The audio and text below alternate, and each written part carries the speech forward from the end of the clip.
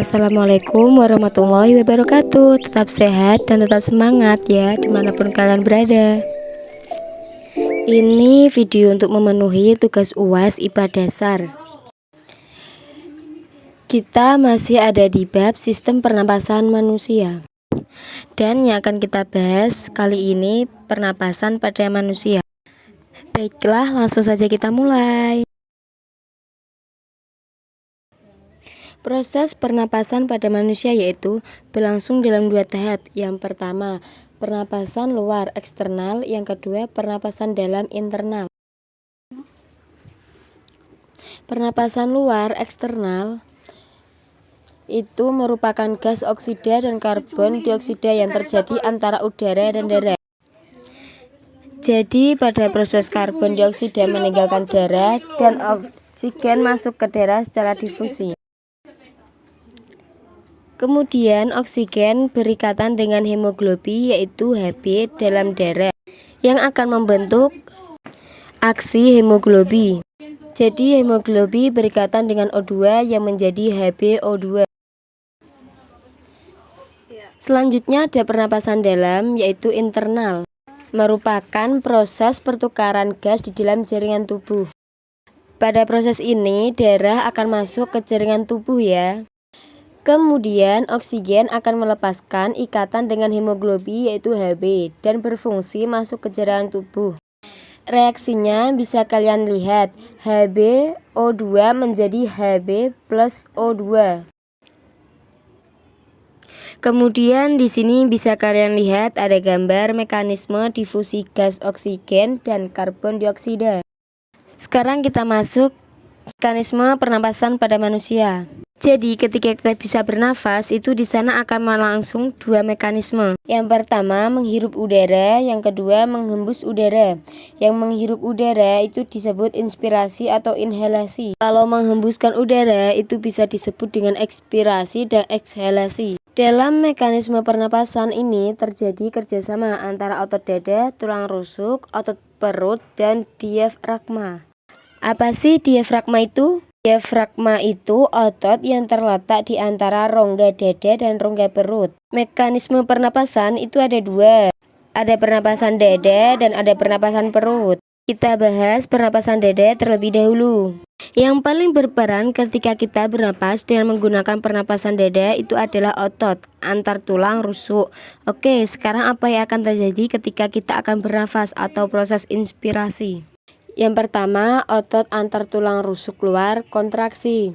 Kemudian tulang rusuk naik, rongga dada membesar sehingga tekanan udara rongga dada kecil. Kemudian udara akan masuk ke paru-paru. Dan bagaimana kemudian kita menghembuskan nafas dengan pernapasan dada pada proses ekspirasi atau penghembusan nafas ini otot antar tulang rusuk luarnya relaksasi. Kemudian tulang rusuknya turun, rongga dadanya mengecil, tekanan udara rongga dada besar. Kemudian udara bisa keluar dari paru-paru. Itu untuk pernapasan dada ya. Ini ada ilustrasi gambarnya, bisa kalian lihat. Pada proses inspirasi, otot tulang rusuknya akan naik sehingga rongga dadanya akan membesar atau mengembang. Jadi volume udara di rongga dada itu akan mengecil sehingga udara bisa masuk ke paru-paru. Sehingga ketika ekspirasi atau menghembuskan nafas, otot tulang rusuknya relaksasi sehingga rongga dadanya itu akan mengepis atau mengecil. Volume udaranya membesar sehingga udaranya bisa keluar dari paru-paru. Oke, pernapasan dada sudah, sekarang kita masuk ke pernapasan perut. Pernapasan perut yang paling berperan adalah otot diafragma. Yang pertama, proses inspirasi. Yang terjadi, otot diafragmanya akan kontraksi, kemudian diafragmanya akan mendatar.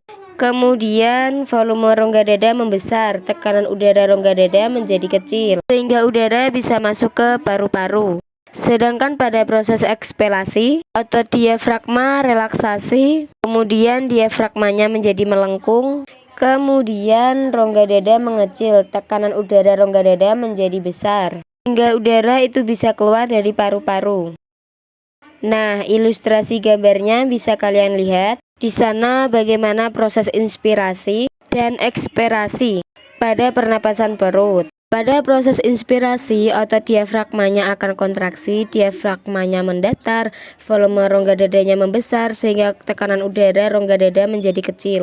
Kemudian udara bisa masuk ke paru-paru. Sedangkan pada proses ekspirasi atau penghembusan nafas, otot diafragmanya relaksasi, diafragmanya melengkung, rongga dadanya mengecil sehingga tekanan rongga dadanya membesar.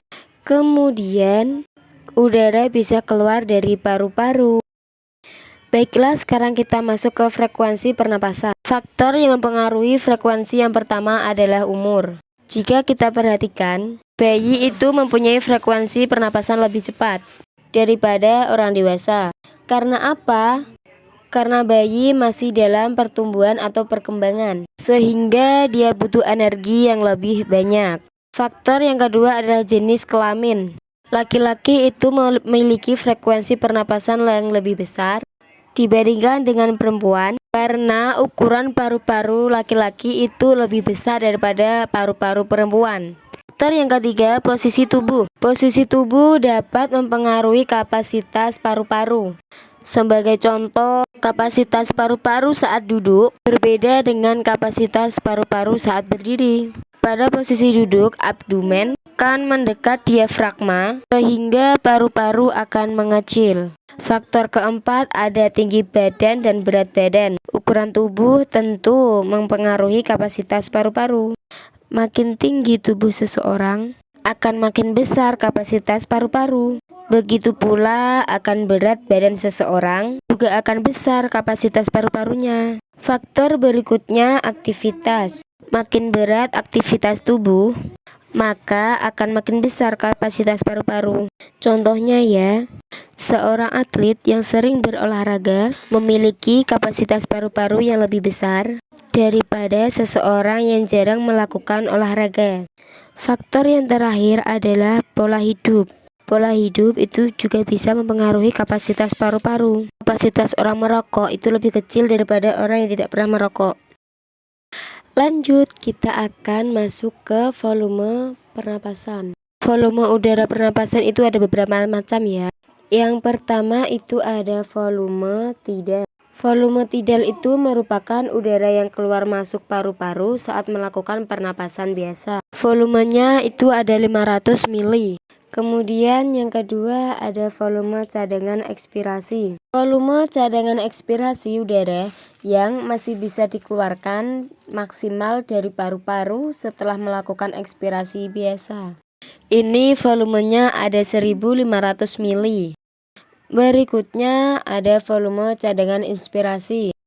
Jumlahnya sama dengan volume cadangan ekspirasi ya, 1500 mili. Ini merupakan udara yang masih bisa masuk ke paru-paru setelah melakukan inspirasi biasa. Lanjut, ada volume residu.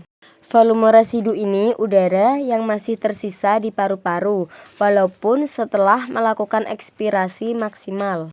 Volumenya ada 1000 mili. Kemudian ada kapasitas vital paru-paru dengan volume 3500 mili. Kapasitas paru-paru ini merupakan volume tidal ditambah volume cadangan inspirasi ditambah volume cadangan ekspirasi. Kemudian yang terakhir ada kapasitas total paru-paru dengan volume 4500 mili. Ini merupakan volume kapasitas vital paru-paru ditambah volume residu. Selesai sampai di sini video kali ini. Wassalamualaikum warahmatullahi wabarakatuh.